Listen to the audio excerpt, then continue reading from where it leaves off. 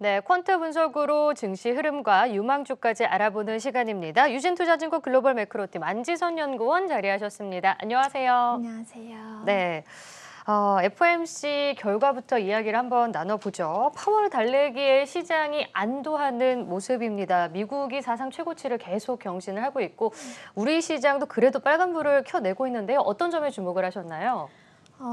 일단 미 연준 11월 통화정책회의에서 만장일치로 기준금리는 동결을 하고 테이퍼링 시작을 선언을 했고요.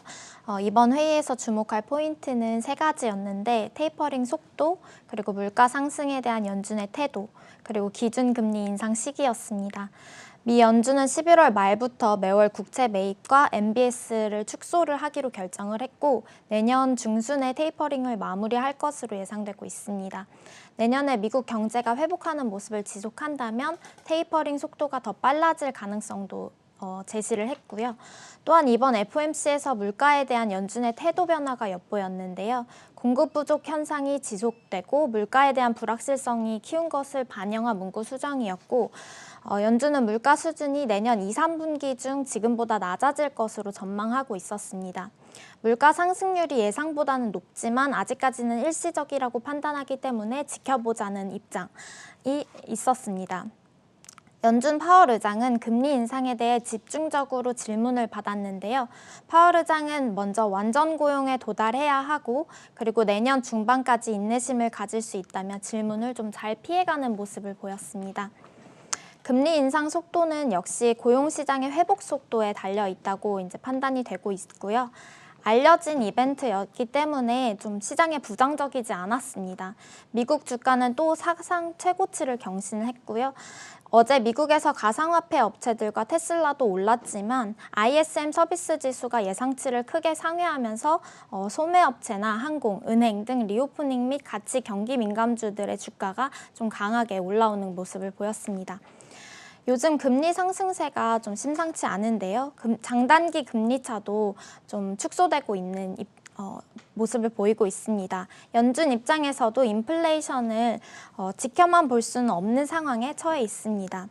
공급 부족에 따른 인플레 압력은 이번 4분기 고점을 지나서 2022년에는 좀 둔화될 것으로 보고 있는데요. 문제는 비용 부담입니다. 이 비용 부담이 높아지면서 기업 실적이 하향되고 있다는 점인데요. 한국과 미국 등 주요국의 기업 이익 추세가 하향 조정되면서 우려가 조금 심해지고 있는 상황입니다. 궁극적으로는 공급 부족 문제는 해결이 될 것이나 실적에 대한 안정성을 확인하는 데까지는 시간이 필요할 것으로 보이고 있습니다. 한국 시장에서는 실적 하향 우려가 적은 방어적인 업종과 2022년치 실적 개선 추세가 좀 유효할 것으로 보여지는 업종을 좀 주목해봐야 된다고 판단을 하고 있는데요. 그 업종은 건강관리, 보험, 철강, 운송, 은행 업종에 대한 관심이 유효하다고 판단하고 있습니다. 네. 그리고 최근에 계속해서 이슈를 계속 생성하고 있는 이런 테마가 NFT라고 할 수가 있잖아요. 근데 오늘 같은 경우에는 이제 관련해서 많이 올랐던 위메이드가 지금 10%의 급락을 하고 있습니다. 지금 관련해서 계속 시세는 체크해 보셔야겠는데 하지만 이 대체 불가능한 토큰 NFT가 이제 MZ세대를 중심으로 상당히 많은 각광을 받고 있잖아요. 여기선 좀 어떻게 평가를 하고 계신가요? 지금 위메이드는 좀 하락을 보이고 있는데 위메이드 맥스 같은 경우에는 좀 오르고 있고 네. 그 위메이드가 올랐던 이유가 이제 그 토큰 암호화폐인 위닉스를 포함한 그런 상승세를 보였었는데 위닉스도 아직까지는 오르고 있는 모습을 보이고 있어서 사실 이 NFT가 굉장히 시장에서 요즘 핫했는데요.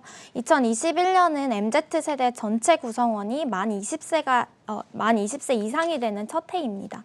그리고 2035년은 MZ세대가 X세대의 구매력을 뛰어넘는 해라고. 연구원님은 MZ세대세요? 네, 저는 M세대입니다. M세대요. 네. 네. 그래서 MZ세대가 상당히 이제 나만의 것, 대체 불가의 것 이런 걸 강조하는 것 같아요. 네, 맞습니다. 네. 그래서 그 2035년에는 X세대의 구매력을 뛰어넘게 된다고 하는데요. 이제 국내 내수 시장이나 소비 시장이 MZ세대 중심으로 점차 개편되고 있는 것을 좀 예상을 하고 있고요. MZ세대들은 거의 특징적인 것이 월급을 대체할 현금 파이프라인을 구축하는 것에 대해서 좀 적극적인 모습을 보이고 있고요. 이들은 이제 소득의 대부분을 투자하는 경향이 있습니다. 그래서 이들이 특히 이제 희소성을 중점을 둔 리셀테크에 좀 관심이 많고요. 그렇기 때문에 이 NFT 시장에 대한 높은 관심을 보이고 있는 것 같은데요. 이제 NFT는 여전히 성장 초기 산업이고요. 저작권이나 세금 과세 등 해결돼야 될 문제들이 많지만 NFT 시장에 자금이 많이 유입되고 있고 다양한 NFT가 본격적으로 시장에서 거래되기 시작했고 실생활 과 각종 산업에서 이제 NFT 기술이 적용되고 있습니다. 그렇기 때문에 이제 메타버스 내의 경제를 이루게 될 것으로 보고 있는데요. 자금 흐름이 과도한 측면이 있는 것은 사실이라고 보여집니다. 그렇지만 이제 시대가 바뀌고 MZ세대가 주목하는 경제라는 측면에서 꾸준하게 관심을 가져볼 만한 분야라고 판단을 하고 있고요. 네. 현재 이 시장은 업종이나 지수 플레이보다도 이런 NFT 테마나 이벤트 드리븐 성격의 매매 전략이 초과 성과를 누리는 모습을 좀 볼 수 있었습니다. 네. 그래서 최근에 이제 단기 트레이드로 접근하시는 NFT 투자 전략도 막혔는데 지금 같은 경우에는 지금 위메이드가 또 정적 VI가 발동이 되면서 상당히 좀 변동성이 큰 시장이 나오고 있거든요. 네. 그래서 좀 주의할 점도 있는 것 같습니다. 그리고 조금 보수적으로 일정에 맞춰서 투자 전략을 짜는 것도 중요할 것 같은데 12월에는 코스피 200 지수의 정기 변경이 예정되어 있죠. 네, 맞습니다. 저번에 지난번 방송에서는 네. 제가 11월 MSCI 정기 변경을 말씀드린 네. 적이 있는데요. 그래서 신규 편입 종목을 모니터링하는 걸 중요하게 생각한다라고 말씀드렸는데 신규 편입 종목이 이제 크래프톤, FNF, LNF, 카카오게임즈, 일진머티리얼즈였는데 그 지난번 말씀드린 다음부터 이제 평균적으로 10% 이상 상승하는 모습을 보였거든요. 그래서 이번에는 12월 정기 변경입니다. 그래서 이번 12월 9일 선물 옵션 동시 만기일에 코스피 200, 코스닥 150 지수 정기 변경이 예정되어 있는데요. 코스피 200, 코스닥 150의 정기 변경은 매년 두 차례 6월과 12월에 이루어지게 됩니다.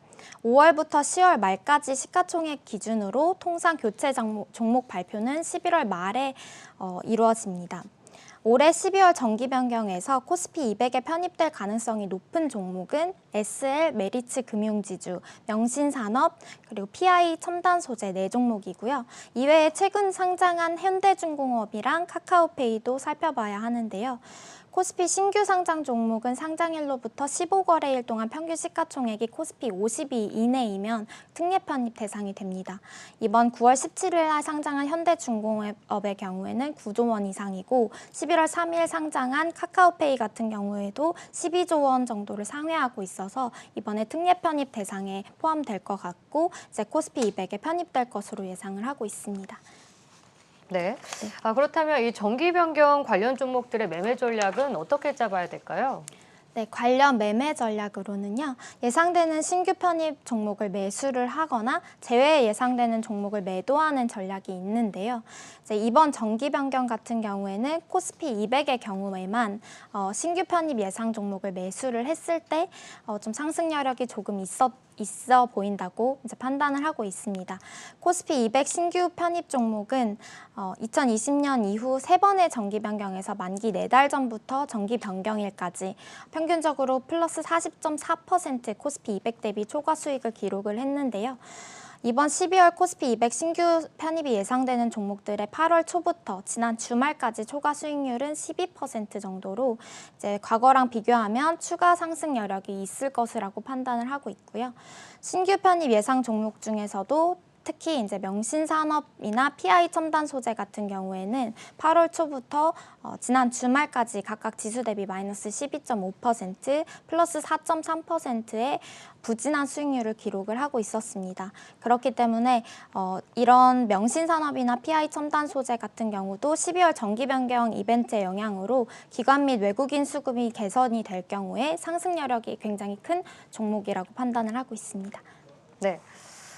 그리고 코스닥의 분위기가 많이 바뀌었죠. 코스닥 시총 상위주들을 보면은 지금 바이오주가 상당히 줄어들었고, 뭐 2차 전지 에코프로비움과 LNF가 많이 차지하고 있고요. 그리고 위메드라든지 최근에 카카오 게임주도 상당히 많이 오르는 모습이 나왔는데, 그렇다면 이 안에서도 SK 머티리얼즈가 합병 이슈가 있잖아요. 네네. 또 셀트리온도 3사 합병 이슈가 있고, 코스닥 150 지수에도 뭔가 영향을 줄 것 같은데요. 어떻게 보시나요? 네, 코스닥 150 지수 내에서도 좀 영향이 많이 있을 것이라고 보는 이벤트인데요. SK 머티리얼즈와 SK 합병건은 좀 확정이 된 사항이지만 이제 셀트리온 3사 합병은 내년에 마무리가 될 것으로 보여지고 있습니다. 그래서 SK 머티리얼즈, 셀트리온 헬스케어, 셀트리온 제약 세 종목이 코스닥 150 지수 안에서 차지하는 비중이 총 10% 이상입니다. 그래서 상당히 크기 때문에 SK 머티리얼즈 합병 후에 뒤이어 내년에 셀트리온 합병까지 이루어진다면 코스닥 150 지수 상위 구성 종목이 굉장히 크게 바뀌게 되고요.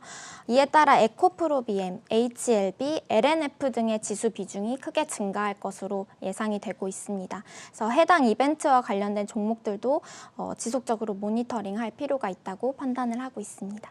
네, 그럼 퀀트로 봤을 때 저 안지선 연구원이 생각하는 유망주는 어떤 종목을 보고 계세요? 저는 이 이벤트 중에서도 LNF를 좀 좋게 판단을 하고 있는데요. 네. LNF는 LG 에너지 솔루션 서플라이 체인의 최대 수혜 기업이 될 것으로 보이고요. 그리고 LNF의 양극재는 LG 에너지 솔루션을 통해 테슬라 원통형 전지에 공급 중이었는데 이번 6월에 테슬라와 직접 공급 계약을 체결한 것으로 보여집니다. 그래서 6월 테슬라 직접 공급 계약을 체결한 것은 소재 기업 중에 유일한 사례로 꼽히고 있고요.